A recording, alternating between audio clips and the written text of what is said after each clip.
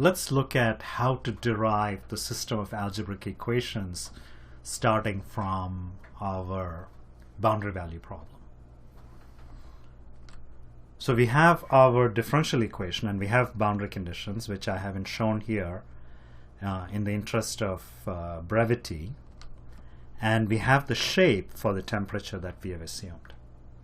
So the first thing that occurs to me is that, okay, you know what? I can take that shape, that is my piecewise polynomial approximation for temperature, and I can plug it in here, and maybe I'll get my system of algebraic equations in the nodal temperatures. And I tried that, and it turns out it doesn't work. As the kids in my daughter's school would say, eh. Okay. By the way, textbooks don't tell you that, okay? They don't tell you that this approach doesn't work. And in fact, it's quite easy to see that it won't work. So here I have a linear variation.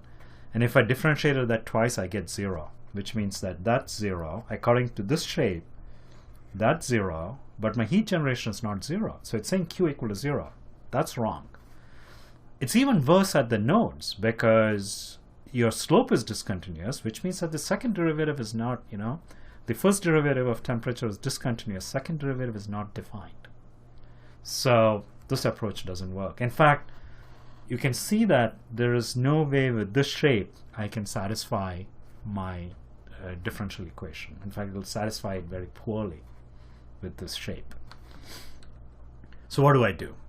Here's what people have figured out. Okay, so you know that this approach doesn't work. So what you do is you go from the differential form to a weighted integral form.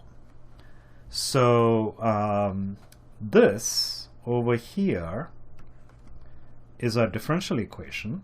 So you take the differential equation, you multiply it by a weighting function, okay? And that weighting function is an arbitrary function. So this is an arbitrary function. And you integrate it from over your domain, so in our case from 0 to L, and that should be 0. The exact solution is going to satisfy that for any arbitrary W, and it's also going to satisfy that. But once I've assumed a shape for the temperature, there's no way I can satisfy this for any arbitrary function. So what do? I say, you know what? I won't satisfy this for any arbitrary W. I'll satisfy it for one particular shape of W. So I'll say, hey, instead of satisfying it for arbitrary function, I'll satisfy it for an arbitrary piecewise polynomial function. That means I assume a shape for W that looks like like the shape for temperature, and we'll see that in a minute graphically. And then when I have this form of, when I've approximated the weighting function that way, so I have a shape for temperature, I have a shape for W. Now if I plug in that shape into this, out pop my system of algebraic equations in nodal temperatures. And we'll see this, we'll unpack this a little bit more. But there's an important takeaway here. That is, my finite element solution will not satisfy my differential equation exactly. In fact, in this case, it satisfies it poorly. It won't satisfy this weighted integral form for any arbitrary W, but it'll satisfy the weighted integral form for a particular form of W.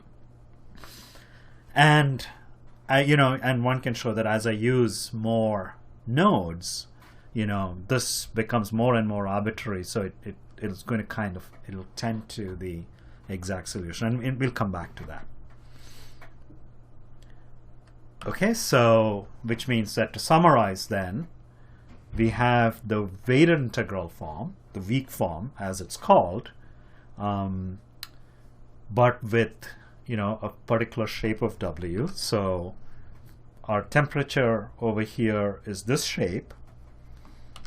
Our weighted integral, our weight is of this shape, and you can see it's it's the same kind of shape. So we assign values for the weights at the nodes, and then we just do a linear interpolation.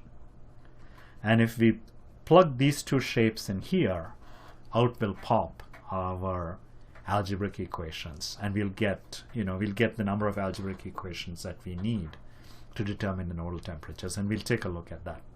So we'll see we look into some of the details of this process, and it'll give us some very important insights that we can carry into the case studies, the finite element case studies that we'll do in the answer solver.